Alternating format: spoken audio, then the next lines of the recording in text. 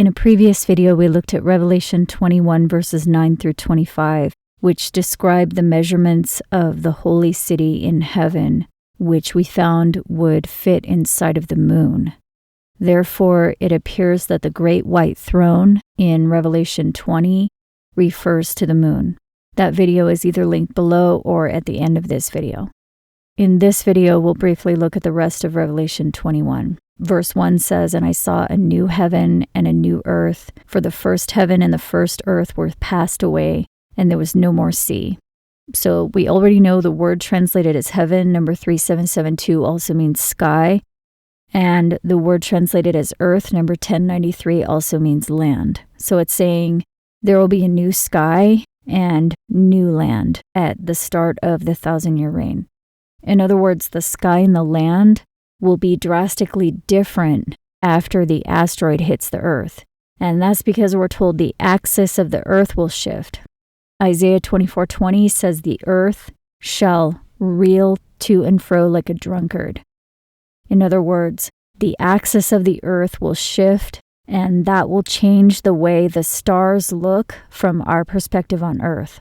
Scientists postulate that Saturn's axial position was shifted by 2 asteroid collisions. The Bible prophecy also seems to indicate that at least 2 asteroids will hit the Earth, one on land and the other in the sea. Revelation 16:20 says the islands will flee away and the mountains will not be found. And that means there not only will be tsunamis, but also drastic movement in the tectonic plates that can both flatten mountains and create new ones. So basically, the land will not look the way it did before. In other words, if we were to return to our own hometown after the event, we wouldn't recognize it.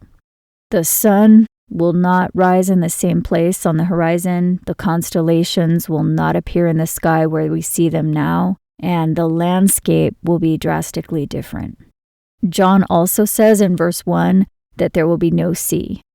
Scientists have recently announced that it is possible for Earth to lose its ocean. One theory is called the runaway greenhouse effect, in which the relationship between the temperatures of the surface and the temperature of the atmosphere increase until the oceans boil away.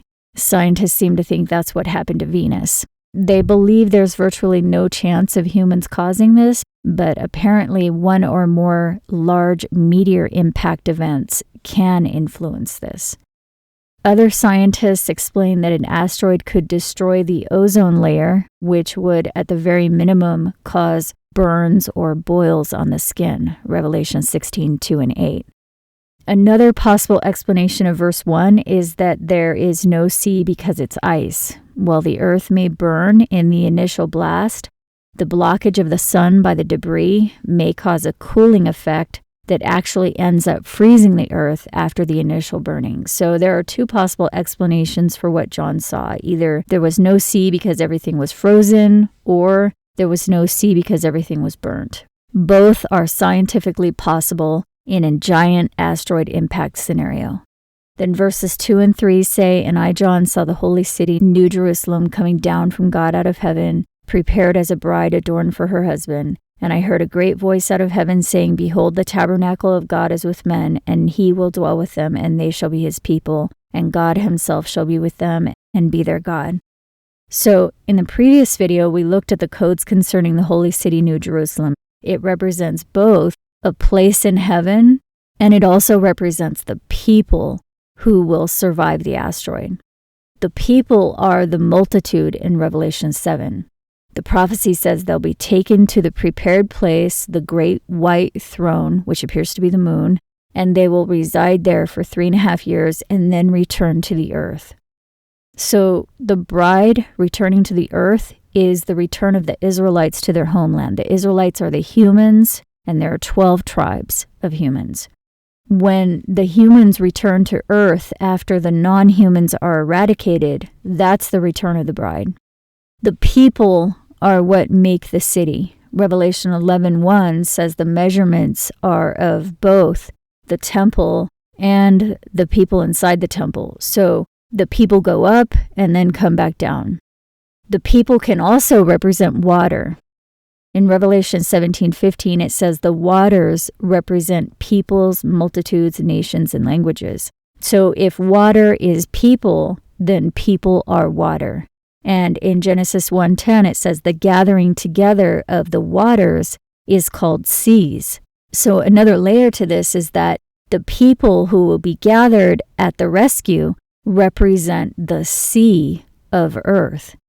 So a third meaning for Revelation 21:1 is that there will be no more sea or no more people on the earth after the asteroid. Then the Elohim and the people they rescue will return to earth. And in verse 4, where it says there will be no more death, that can either refer to the physical death of the body or it can refer to the miseries of the soul. So verse 4 can also be saying there will be no more misery. Also in verse 8, where it says all the abominable will lie in the lake of fire, it mentions again that it's referring to the second death. And that indicates that the abominable are the fallen angels who are impersonating the dead. The destruction of the abominable is the second death. Therefore, there must be a first death with the abominable. And we talked about that in a former video, non-humans impersonating the dead now. I'll link it below or at the end of this video. But in that video, we found the Bible is telling us that those who die twice are the angels who kept not their first estate, the beasts, the wandering stars or wandering angels, those who have a marvelous appearance but do not have a soul. And Revelation 1:20, Amos 5:8, and Job 9:9 tell us they are Pleiadians. So Revelation 21:8 is referring to non-humans. They are the fearful, unbelieving, abominable murderers, whoremongers, sorcerers, idolaters, and liars.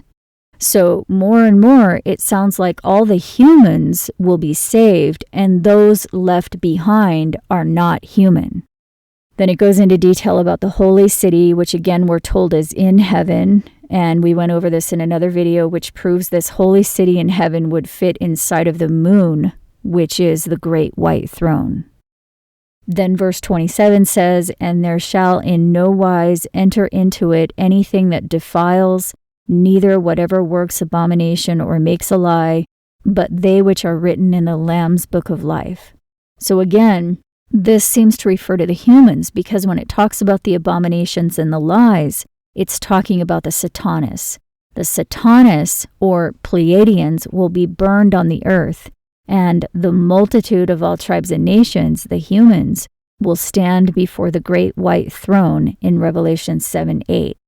That is those who overcome in Revelation 21:7. So that covers Revelation chapters 20 and 21. I'll leave the links to the other videos here if you haven't seen them yet. For more information on the timeline and how we know we're at the end of it, you can check out the playlist Bible's Countdown to the Meteorite and Rescue. Thank you to those who make this work possible. If you liked this video, please consider providing support. I hope you're doing well, and I'll talk to you next week.